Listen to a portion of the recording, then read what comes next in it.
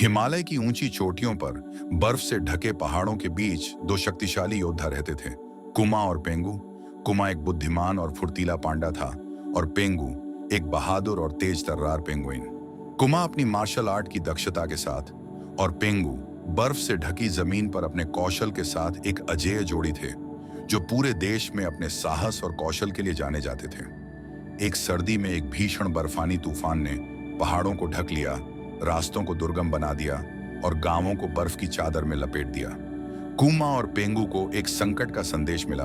एक छोटा सा गांव बाहरी दुनिया से कट गया था, भूख और कठोर सर्दी से जूझ रहा था।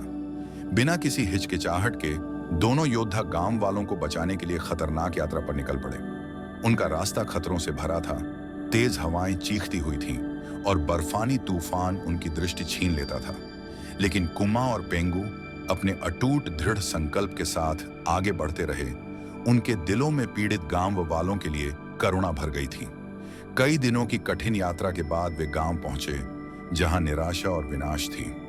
कमजोर और ठंड से कांपते हुए गांव वाले आभार के आंसू के साथ दो योद्धाओं का स्वागत करते हैं। कुमा और पेंगू अपनी संयुक्त शक्ति और चालाकी से गांव वालों को बचाने के लिए जुट गए। कुमा ने अपने मार्शल आर्ट कौशल का उपयोग करके बर्फ से ढके रास्तों को साफ किया, गांव वालों के लिए भोजन और सामान की तलाश में बाहर निकलने के लिए सुरक्षित मार्ग बनाया।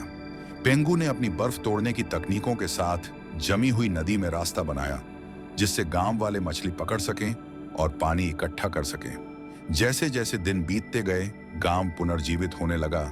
गांव वाले अपनी ताकत और आशा वापस पा रहे थे। कुमा और पेंगू अपना मिशन पूरा करने के बाद आभारी गांव वालों को विदा कर गए, साथ ही साहस और करुणा की विरासत छोड़ गए। अपने बर्फीले पहाड़ी घर लौटकर कुमा और पेंगू ने अपना प्रशिक्षण जारी रखा, हमेशा जरूरतमंदों की पुकार का जवाब देने के लिए तैयार रहे।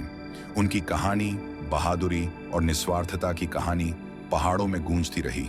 एक याद दिलाता है कि सबसे कठोर सर्दियों में भी दया और साहस की भावना प्रबल हो सकती है।